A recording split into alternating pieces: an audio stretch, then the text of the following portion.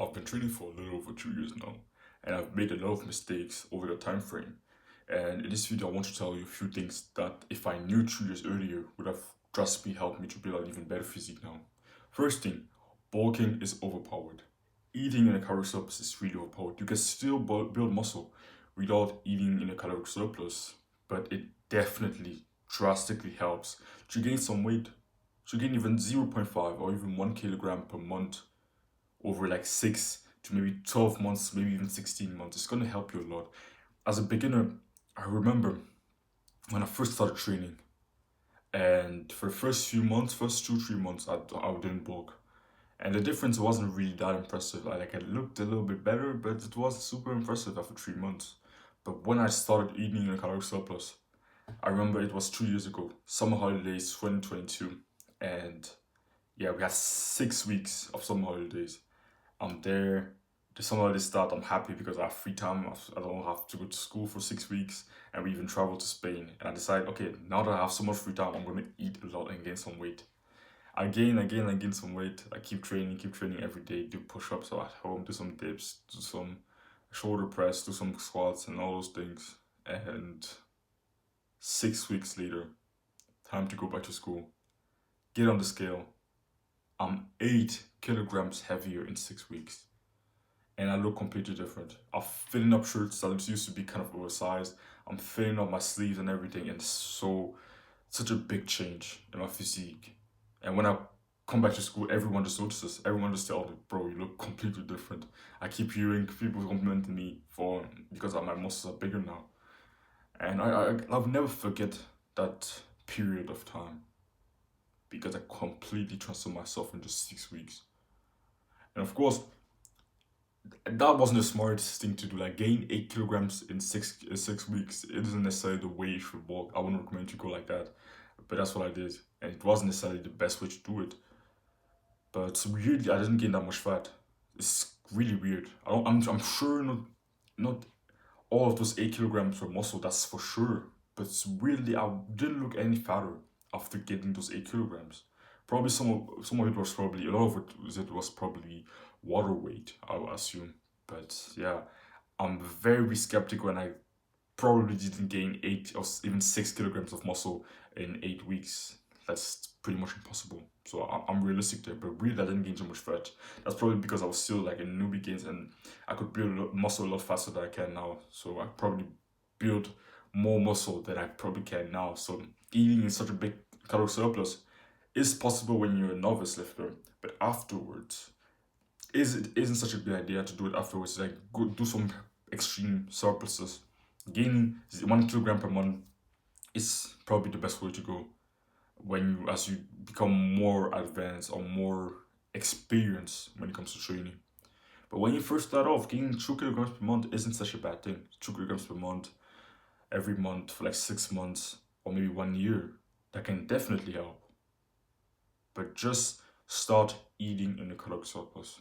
It will help you a lot. Even right now, I'm gaining weight. I've been on a bulk for the last 3.5 months, and right now I'm weight around 89 kilograms. I'm close to 90 kilograms, and my goal is to go up to 95 kilograms, and then I'll start my first ever cut. And yeah, second thing, mind muscle connection is important. I used to neglect this, and I used to be like, yeah, it doesn't really matter that much, but it does matter. It does. Mind muscle connection is super important, and I've been realizing more and more. Like, of course, it isn't the most important thing when it comes to building muscle. You can still build muscle without necessarily feeling the muscle too much, especially if you do lower reps. But still, if you're training a muscle and you don't feel it at all, especially even with higher reps, then it's probably a sign that you need to make some changes. For example, for me, for my whole training journey, I'll never feel my back. I could never feel my back. Doesn't matter what exercise I did for it, I could never feel my back burning or any sensation in my back. Of course, my back still grew. My back is still one of my best body parts, but I didn't feel my muscle connection.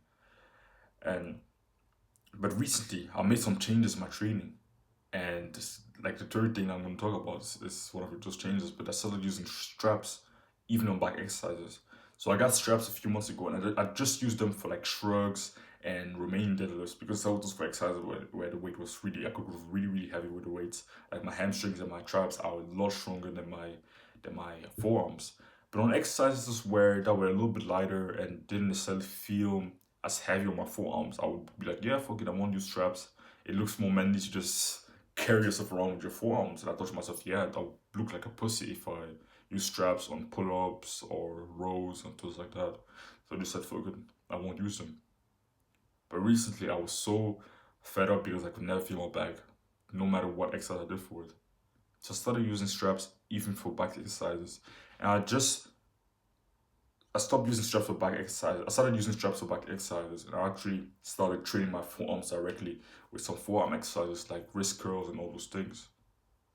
And finally, it just unlocked the mind muscle connection in my back. Like I feel my back burning like crazy. For example, yesterday I trained back and biceps and forearms. I did my first exercise I did was pull-ups. First set I did around 8 very clean foam pull-ups, and I did about 6 and then 5 reps.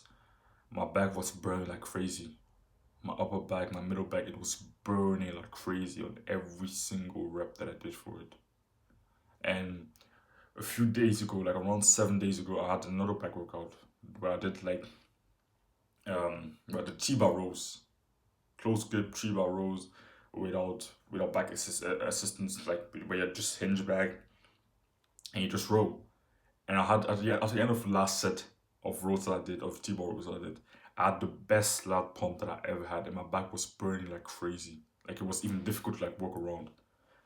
To go from someone who could never feel his back to that in just a few weeks, start using straps, bro. Just start using straps. It made such a big difference for me. Such a big difference. But I used to have this ego tell me, no, no, no, I won't use straps. I won't use straps because, yeah, I just look like a pussy. Does it really matter that much? And people they don't look at you that much in the gym. Don't worry. They don't pay attention to you as much as you think.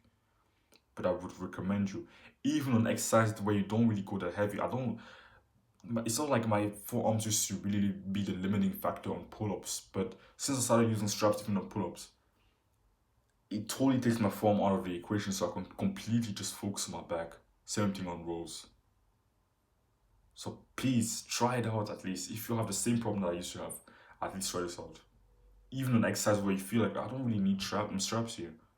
If it's a back exercise where you can go fairly heavy, I would recommend to try using straps.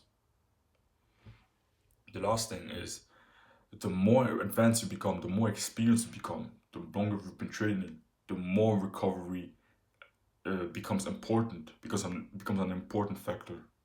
When I first started training, recovery, I didn't really have to focus on it that much. My body could really just recover really well because I was still that weak and I couldn't really produce that much fatigue and I wasn't even training that hard. But right now, I have to put more and more emphasis and importance and attention on my recovery. For example, in the past, I used to do strength training. When I first started training, I used to do strength training every single day. But now I train 5 days per week, and then the other days I just do cardio. It works well for me because if I train every single day and I cram it down, and even in the past when I first started training, I used to train each muscle group 3 times per week. So I did, 3 times per week around each muscle group. I did upper, lower, upper, lower, upper, lower, basically, and then the last day I did abs. So 3 times per week each muscle group, and I could recover perfectly from it. I didn't have my muscle weren't that sore, and I could just recover really well. But if I try to do that now, upper lower, like 6 times, like total 3 times per week, upper lower, bro, I wouldn't be able to recover from it, man. It would be impossible for me to recover from it. Just training 2 times, like each muscle group 2 times per week now, it's very fatiguing in itself.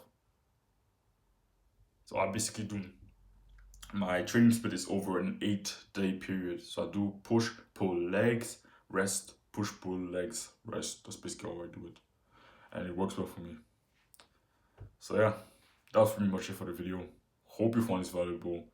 And yeah, if you're interested in my one-to-one fitness coaching and you want more help from me, then yeah, you can just click the first link in the description. Don't run from discomfort, chase it.